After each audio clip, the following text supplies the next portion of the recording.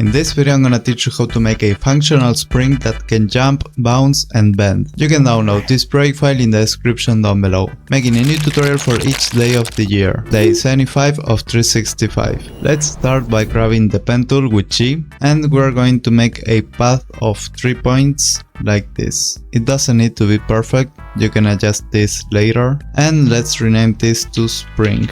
First let's open this layer, go to contents, shape 1, and we don't need the fill, so we are going to delete this. And up here increase the stroke width, something like this. And now let's add a repeater, so go to add, select repeater, open repeater 1, go to transform repeater and set the first position value to 0. And now decrease the second position value. Make sure to align the lines. Also, we are going to increase the number of copies, so this have more copies. You see the shape is too big, so we are going to decrease the scale. Press S and decrease the scale. Reposition this. Okay, let's go back to the copies. I will want 10 copies. And you can see the start and the end of the spring are too sharp, so we are going to fix that. Go to shape 1, stroke 1, and here in line cap you have to select round cap. Now it will be rounded. And now select the path 1. We are going to adjust the path to make this spring better. Up the handles and move it with Alt. And there you have it. It should be a shape like this. It doesn't need to be perfect, you can change the shape a little bit, but with this shape you can see clearly that it's a spring. Now let's animate this. To be able to squash or stretch the spring, we can go here to transform and do it with the scale, but you will see it also distorts the lines, making the line really wide or really thin, so we are not going to use this transform scale. We are going to do another thing. Go here to contents, we have inside of contents the shape and the repeater. Let's go here to add and let's add a group. You will see this group have some options of transform, so let's drag the shape and the repeater inside of the group. And now you can see we can transform the shape from here, but first we have to unlink this. Now we can squash and stretch it, but it stretches from the middle and we want to stretch from the bottom. Let's grab the anchor point tool with Y and let's move this point here at the bottom. Now it will stretch and squash from the bottom, but you will see the lines are still distorted. So to fix that, we have to go here to shape 1, and this works in order. First the path is applied, then the stroke, then the transform, then the repeater, and then the transform for the group. So if we stretch this, we take the stroke 1, move it outside of the group, and now let's close the group 1 and move this to happen after the group transform is applied. You will see the line is not longer distorted.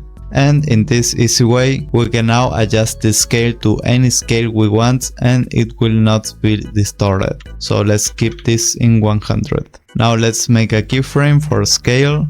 Now move forward and first we are going to squash this spring. So decrease the scale, something like this. And now you will see it will squash. Now let's stretch this to something like this. But it should be faster, so I'm going to move this close together and move this back to normal. And now we have this animation, but to improve this animation by a lot, we are going to add a overshoot. So let's go to the link in the description. You will be in this site and you have to select all of this text and copy with Ctrl C.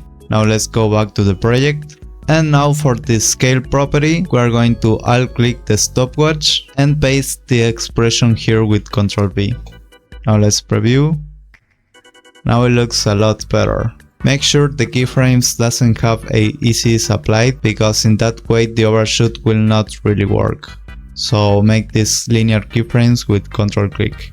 And if you want the overshoot to be stronger, you have to move the keyframes closer together. You have this little overshoot.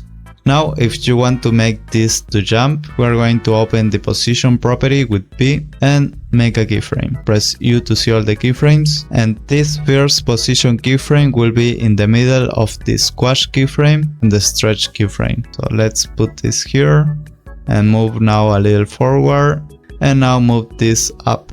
Easy is only this keyframe with F9. Now move forward, copy the first position keyframe and paste it with Ctrl V. And we have this jump.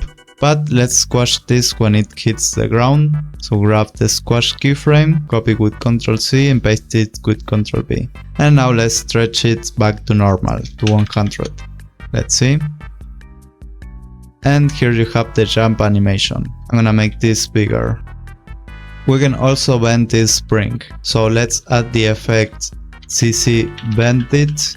And we have these 2 points, the start point and the end point. You can move it from here also. So let's place the start point a little below the spring, make sure it's in the center. And let's move the end point a little above the spring. Now we can bend this to the sides. And if you don't want this part at the bottom to bend, you have to change here bend to static. And now you can move the start point upwards. And you will see it will not bend from this point. So let's make a keyframe for bend. First, let's start with 0. Press U to see the keyframes. Move forward and let's bend this to one side. Now move a few frames forward and let's set 0 again. We'll have this animation, really poor animation, but if we alt click the bend stopwatch and paste the expression here, we will have a wonderful overshoot. You can also change the color of the spring here. And I'm going to add my free glow presets. You can find it in the description. When I decrease the threshold, now let's preview. If this was helpful for you, consider liking and subscribing. You can download this project file in the description down below. If you're starting in motion graphics, want to improve fast and build a solid portfolio, join Animation Essentials in the link in the description.